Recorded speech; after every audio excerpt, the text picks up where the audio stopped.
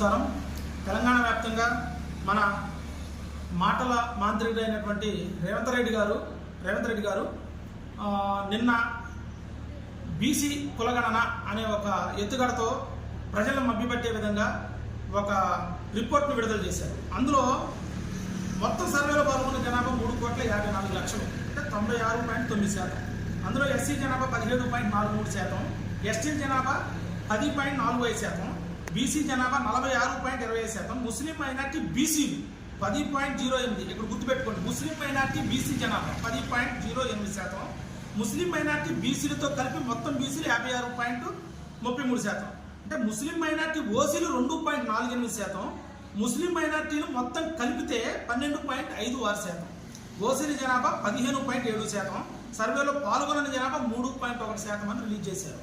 యాక్చువల్గా ఇప్పుడు మరి ఇంత సర్వే చేశారు కదా, ఇందులో క్రిస్టియన్ పీపుల్స్ అంటే క్రిస్టియన్ జనాభా లెక్కల ప్రకారం క్రిస్టియన్ మతస్థులు ఎక్కడ? ఇందులో ముస్లిం ఇచ్చారు, ముస్లిం మైనార్టీలు ఇచ్చారు, ముస్లిం ఓబీసీలు బీసీలు ఇచ్చారు.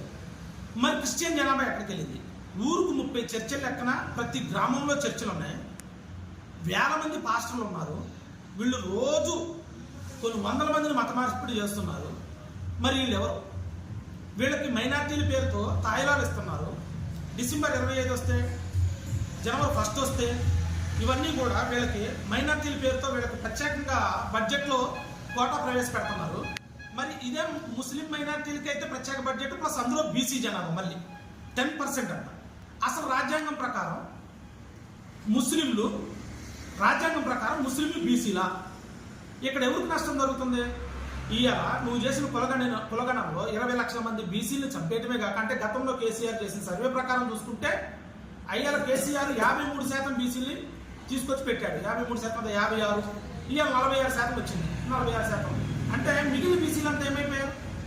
అంటే 3 సంవత్సరాల లోపే దరిదాపు 30 లక్షల మంది బీసీలు చనిపోతారా? ఇది ప్రతి ఒక్క బీసీ బిడ్డ కూడా ఆలోచించాల్సిన విషయం.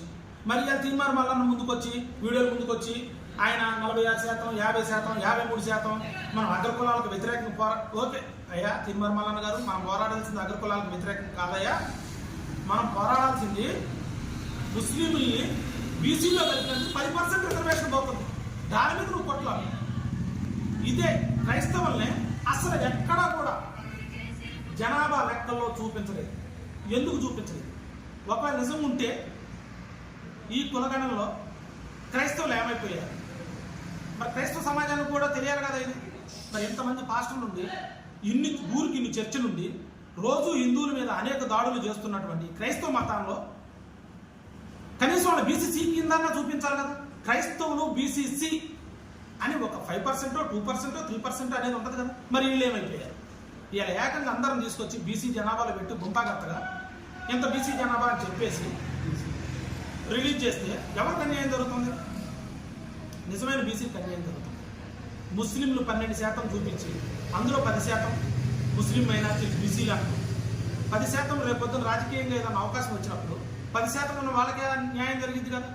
బీసీల్లో ఏబిసిడి వర్గీకరణలో ఏ వర్గీకరణలో ఒక 5% పోయినా, బి వర్గీకరణలో 5% పోయినా, సి వర్గీకరణలో 10% పోయినా, డి వర్గీకరణలో 15% పోయినా వాళ్ళ మెజార్టీ ఎవరున్నారు ఇక్కడ?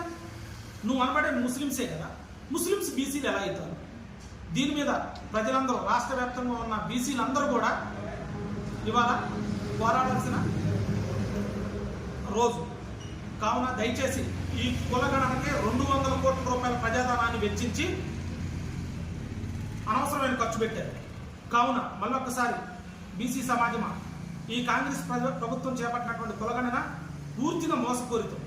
ఇందులో ముస్లింలు చేర్చి అక్కడ ఎస్సీ, నిజమైన ఎస్సీ, రాజ్యాంగం ప్రకారంగా నిజమైన ఎస్సీ బిడ్డలో కూడా అన్యాయం జరుగుతుంది, ఎస్టీ బిడ్డలో కూడా అన్యాయం జరుగుతుంది. అక్కడ ఎంతోమంది క్రైస్తవ మైనార్టీలు ఉన్నారు. మరి వాళ్ళను కూడా ఈరోజు తెర మీదకి తెచ్చి వాళ్ళను కూడా లెక్కించి ఇంత క్రైస్తవ జనాభా ఉంది ఈ రాష్ట్రంలో అని చెప్పినప్పుడే నిజమైన కులగణన జరిగిందని మేము భావిస్తున్నాము. కావున మళ్ళీ ఒకసారి భారతీయ జనతా పార్టీ తరఫున మేము కోరేది ఏంటంటే నిజమైన సర్వేని ప్రవేశపెట్టి నిజమైన సర్వేని చేసి కులగణనలో బీసీకి రావాల్సిన ఓటాన్ని బీసీకి పెంచవలసిందిగా రేవంత్ రెడ్డి గారి ప్రభుత్వాన్ని కోరుచున్నాం.